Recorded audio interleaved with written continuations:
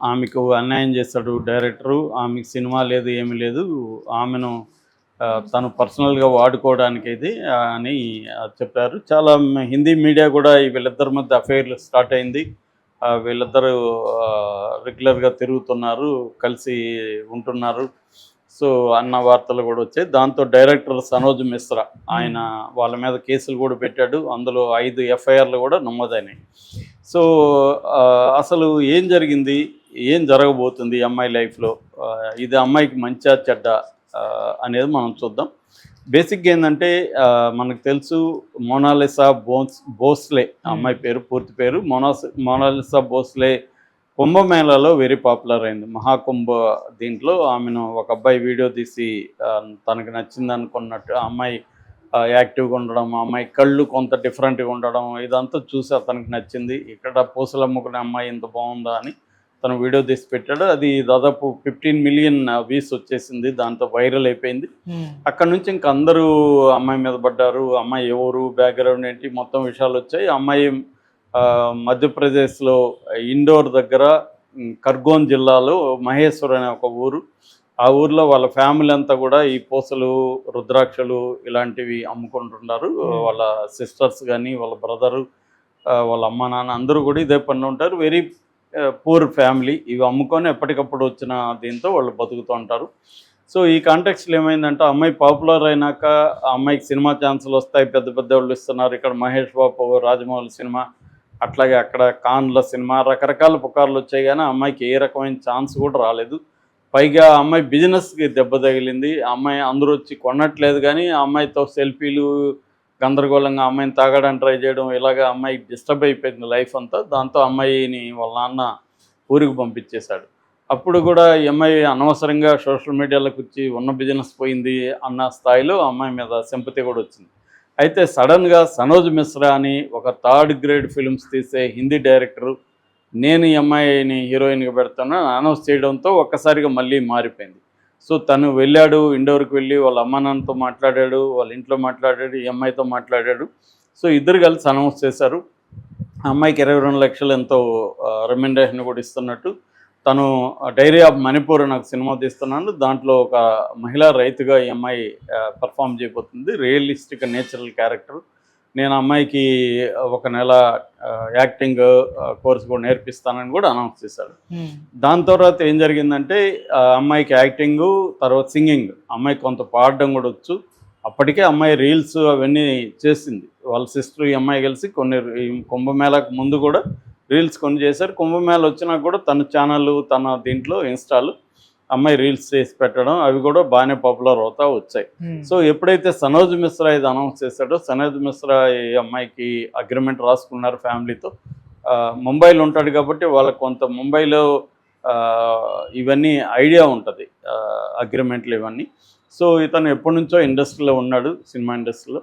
So ఇతను అమ్మాయిని తీసుకున్నాడు. ఈ లోపల ఏమైందంటే కేరళలో ఒక బాబీ చమ్మనూర్ అని ఒక బిజినెస్ మ్యాన్ ఉన్నాడు. తను ఒక జ్యువెలరీ స్టోర్ ఓపెన్ చేస్తుంటే తను ఇతన్ని కాంటాక్ట్ చేశాడు. ఆ అమ్మాయి నాకు కావాలి ఓపెనింగ్ అని.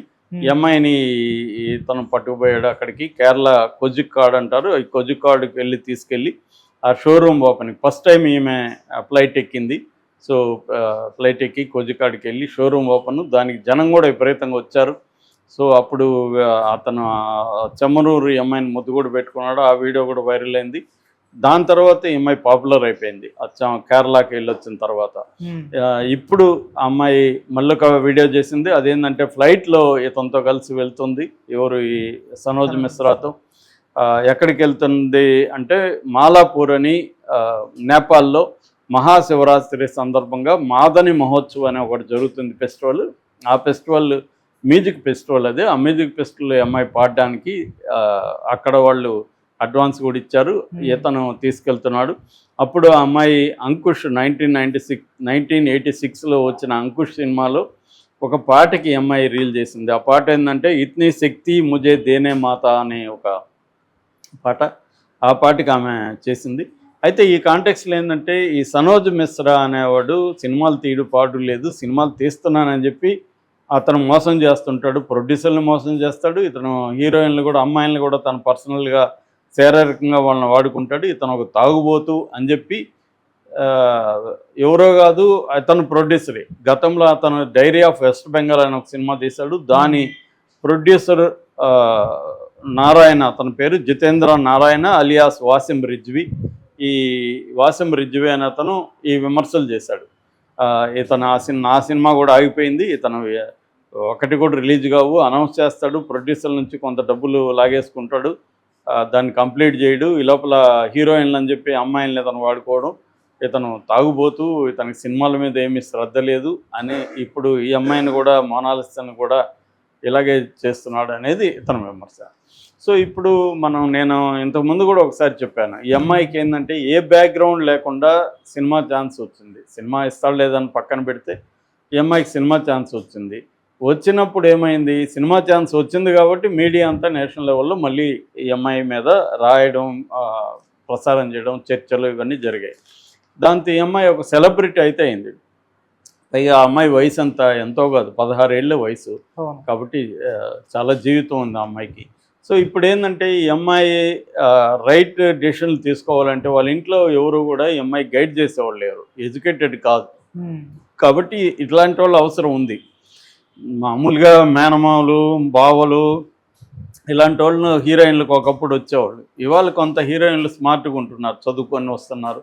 అయినా కూడా వాళ్ళకి మేనేజింగ్ థింగ్స్కి ఎవరో ఒకరు ఫ్యామిలీ నుంచో ఎవరో ఒకరు కావాలి. ఈ అమ్మాయికి లేనప్పుడు ఏం చేస్తుంది? ఖచ్చితంగా ఈ సనోజ్ మిశ్రాకి ఈ అమ్మాయి సరెండర్ అవ్వాల్సిందే. అవ్వకపోతే ఆ అమ్మాయి కెరీర్ వేరే ఏం ఛాన్సులు రాలే. మంచో చెడు సనోజ్ మిశ్రా అని తను రావడం వల్లే కదా ఇవన్నీ వస్తున్నాయి. సనోజ్ మిశ్రా రాకుండా వచ్చునుంటే ఓకే. సనోజ్ మిశ్రా రావడం వల్ల ఇప్పుడు అతనికి కూడా ఈ అమ్మాయిని ఉపయోగించుకుంటే డబ్బులు వస్తాయి. ఎందుకంటే అతను ఇట్లా ఓపెనింగ్లకి, మ్యూజిక్ ఫెస్టివల్కి ఇవన్నీ మళ్ళీ కూడా కేరళలో ఒక మ్యూజిక్ ఫెస్టివల్ కూడా ఛాన్స్ వచ్చిందని చెప్తున్నారు. సో దానికి కూడా ఈ అమ్మాయి వెళ్ళే అవకాశం ఉంది.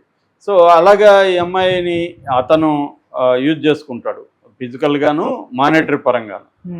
దానివల్ల ఆ అమ్మాయికి కూడా మానిటరీ పరంగా కొంత కెరీర్ పరంగా రేపు పొద్దున పెద్ద సినిమా హీరోయిన్ కాకపోయినా కనీసం మ్యూజిక్ ఫెస్టివల్స్ను ఇంకోటోనో అమ్మాయికి కొంత ఆర్థిక పరంగా కొంత బెటర్ లైఫ్ అయితే దొరికే అవకాశం ఉంది.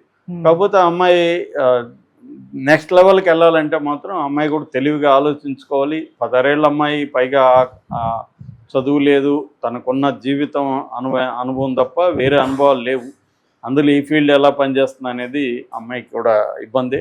కాబట్టి కొంత టైం పడుతుంది. ఆ అమ్మాయి దీన్ని ఎలా ఆర్గనైజ్ చేసుకుంటుంది, ఇతను ఏ స్థాయి, వీళ్ళు చెప్తున్నట్టు తాగుబోతూ అమ్మాయిలు పిచ్చున్న వ్యక్తి అనే వరకే అయితే కూడా కొంత బెటరే. అంతకంటే వీడు దుర్మార్గంగా ఏమైనా బిహేవ్ చేస్తే అమ్మాయికి ఇబ్బందులు ఎక్కువ ఉంటుంది. కానీ ఇవాళ డెమోక్రసీలో ఈ అమ్మాయి ఇంత పాపులర్ అయింది కాబట్టి రేపొద్దున ఏదైనా ఇబ్బంది అయితే ఈ అమ్మాయి అతనికి యాంటీగా ఒక వీడియో పెట్టింది అనుకో, అతనికి కూడా ఇబ్బంది అది. అందువల్ల అతను కూడా ఆలోచిస్తాడు, జాగ్రత్తగానే ఉంటాడని నేను అనుకుంటున్నాను.